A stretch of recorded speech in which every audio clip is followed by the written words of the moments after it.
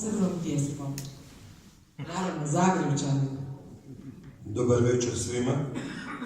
Slavoncima, Slovencima, vidio sam jednog i svima ostalim. I ne znam da ste gladni, ali meni je teško ovo čitati. Slavonska rapsodija.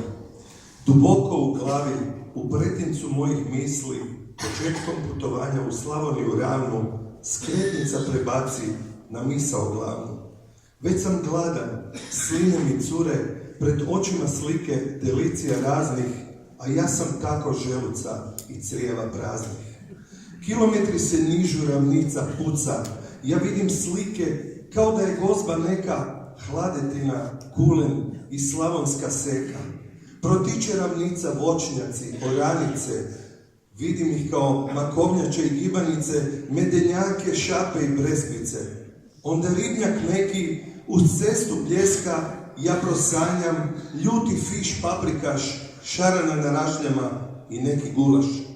Prolazim kroz sela, a kolbasice vise, slanina se na trijemu njiše, okus čvaraka u ustima zamiriše.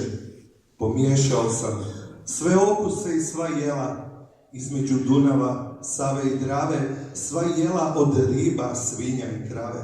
A onda prođoh kroz hrastovu šumu, na Graševinu pomislim kako je pitka u bačvi od slavonskog hrasta kitnjaka i preljetu snašu u narodnoj nošnji, kako vino u čašu mi toči, iz bijele ruke i kao nebo plave oči.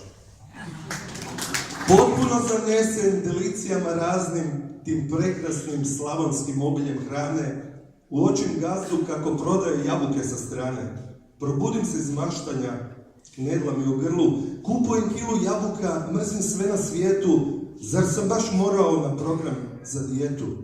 Kad ja tako želim kulen, švarglu, čvarke, hoću domaće, slavonsko, neću burger, oj Slavonio, što te ljubi burger.